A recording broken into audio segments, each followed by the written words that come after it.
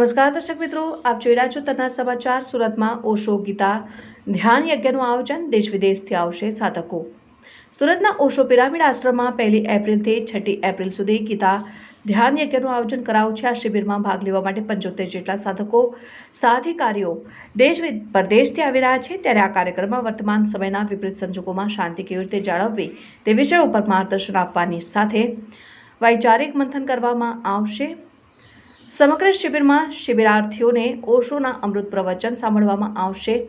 તેમણે ક્ષેત્રજ્ઞ વિભાગી યોગની વ્યાખ્યા કરતા પ્રબોધ્યા હતા. મનુષ્યના આત્મા અને શરીર વચ્ચે જે ભેદ છે અને તેના જુદા જુદા ગુણ લક્ષણ છે તેની વિસ્તૃત ચર્ચા થાય છે.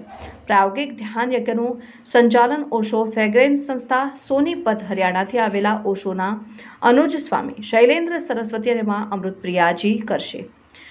સ્વામી શૈલેન્દ્ર સરસ્વતીએ કહ્યું કે હજારો વર્ષોથી લોકો ગીતાનું અધ્યયન કરે છે, ચિંતન મન તો કરી જ રહ્યા છે, પરંતુ તેના માર્ગ પર ચાલવામાં આવતું નથી.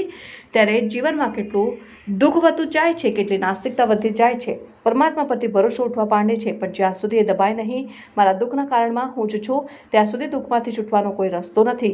શિબિર સિવાય 31મી માર્ચના રોજ સાંજે 5 થી 8 વાગ્યા દરમિયાન સત્સંગનું આયોજન સિટી લાઇટ ખાતે દેવસર माता मंदिर में કરવામાં આવ્યું. रविवार की शाम को सूरत में सार्वजनिक सत्संग होगा, उसमें आप सबका स्वागत है. इस सत्संग का विषय है कि प्रतिकूल परिस्थितियों में रहते हुए भी हम अपने भीतर शांति को कैसे बरकरार रखें. अक्सर हम सोचते हैं कि बाहर की परिस्थिति हमारी मनस्थिति को बदलती है, लेकिन सच्चाई इससे बिल्कुल ठीक है. यदि मैं भीतर शांत हूँ तो बाहर की कोई भी परिस्थिति मुझे अशांत नहीं कर सकती, मुझे क्रोधित नहीं कर सकती. तो असली बात यह समझना है कि मेरे भीतर कौन से कारण हैं जो मुझे अशांत करते हैं. क्या मैं महत्वाकांक्षी हूँ, एम्बिशियस हूँ, क्रोधी हूँ, गुस्सैल हूँ, ईर्ष्या और जलन में जीता हूँ. तो मुझे अपने भीतर इनका इलाज करना होगा. बाहर की परिस्थितियाँ तो जैसी हैं वैसी ही रहेंगी.